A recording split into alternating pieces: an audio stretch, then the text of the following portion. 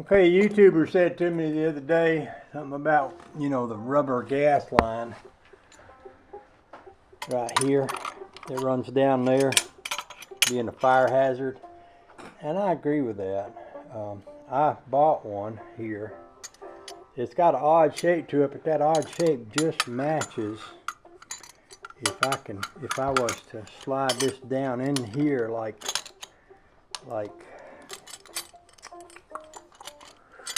basically like that, but I have to probably get both hands on it to fit it down in there. I don't know if you can see what I'm doing. Probably not. The way I woggle the camera around, people say, "Oh, you're making me seasick." Unless you're hot, some of y'all are pretty sensitive to that sort of thing. Some of you ain't. Some of you have been around long enough to have me figured out. But anyway, the way that works is that goes down in there like this, and then that connects down there like that, and you can see how it fits all in and out and around everything there, so it winds up coming out up here where this line is. Now this one might have been made for different kind of carburetor. Could have been made for a 2-barrel. Might have set right there. But anyway, I can cut this and then bring a piece of this rubber line and attach it up here. The main part that I want to get out from down in being against the motor and the hot part is down in there. Now it's going to be a little bit hard to get that off without taking this radiator hose off.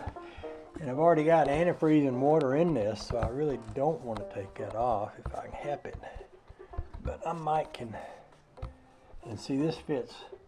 This hose is kind of twisted, so it just fits where it won't hit these belts here. But I might, by the use of my superior intelligence and know-how and box of tools, be able to get that out of the way enough to get that loose and get this other one connected to it down here. That'll be my task. That'll be my task for the day. Oh, the joy. And then I'm going to start cleaning this garage up. I might pull that carburetor off and clean it up too. We'll see. We'll see how the day goes. Oh, the joy.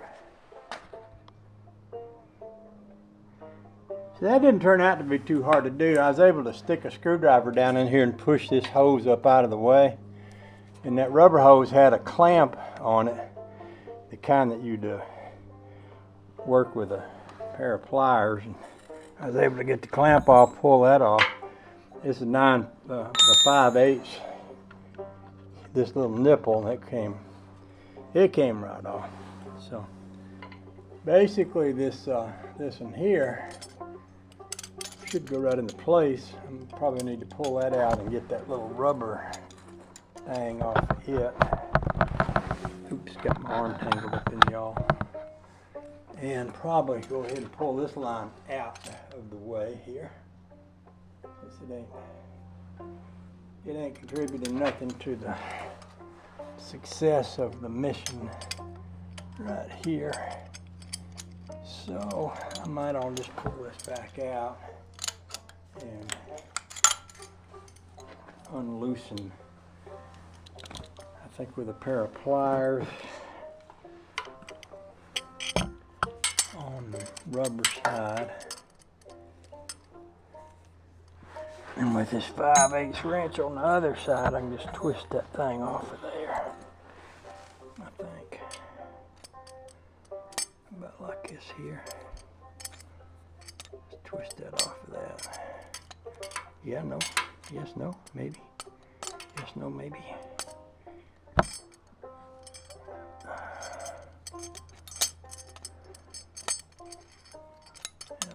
No, maybe.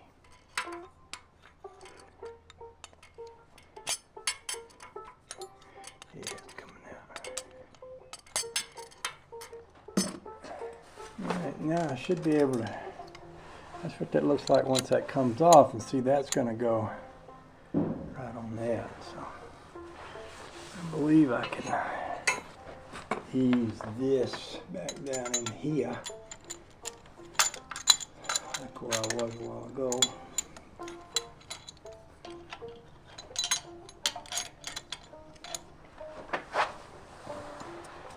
And then come up under here and thread that into that like this. Y'all see what I'm doing there?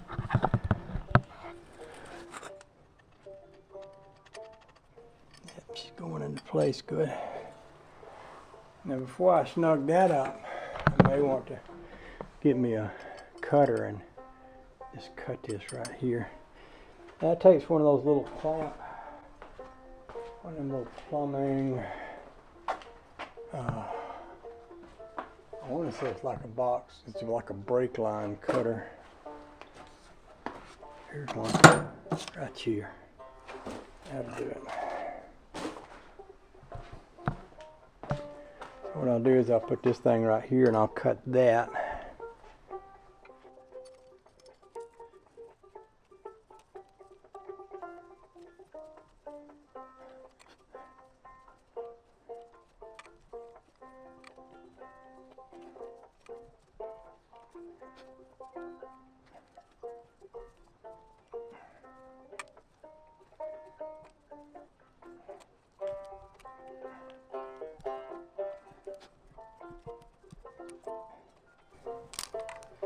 There you go.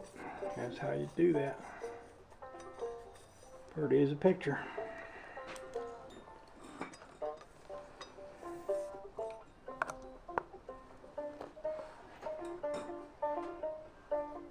Now I can probably use this line right here, put it right onto that.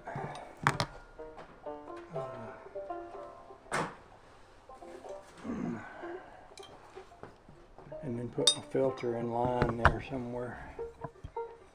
Yeah, that fits right onto that. And then I'll cut this line and put this filter up here. So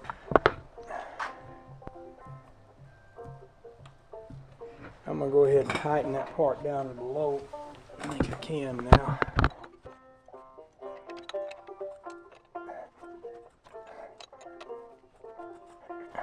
There. Now what I got now is a good strong metal line that goes to the right place more or less.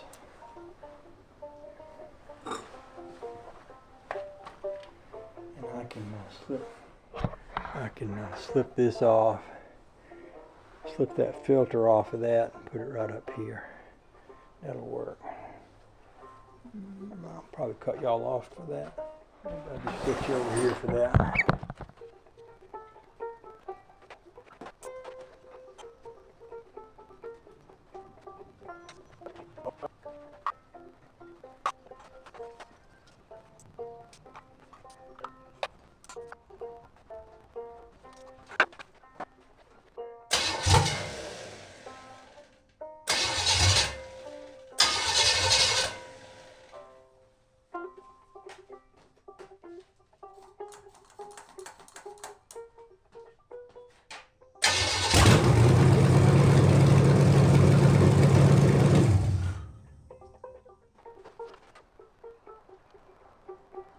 So I cranked it up and I had a little leak up at the top. I guess I never tightened the clamp on the top of that hose, and when I bent it around, I kind of did bend it around to get that filter to run down underneath here. I guess that put a little pressure on the line and the leak in there. Of course it blew gas all up on the plug wires, which I just didn't let that evaporate before I started. I know that 63 Impala likes to set things on fire and then videotape it. I've seen one guy burn to death, and that's kind of enough for me. I don't need to recreate that moment ever again in my life. So I'll just walk away from that for a few minutes and let all that fuel evaporate. I'm going to be going down in the back garage there in a little while. Doing a little organizing down there too. Well, I got a lot of organizing to do. I got a lot of stuff up here that can go back there and all. My tools are just kind of all over the place here.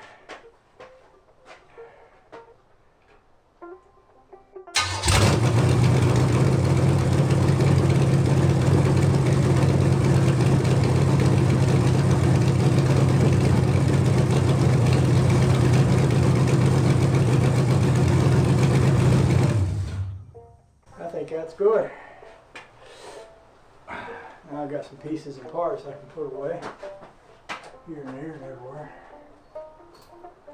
A couple of these carburetor parts could go up there with my carburetor box, because that's what these would be wanted for next time I want one.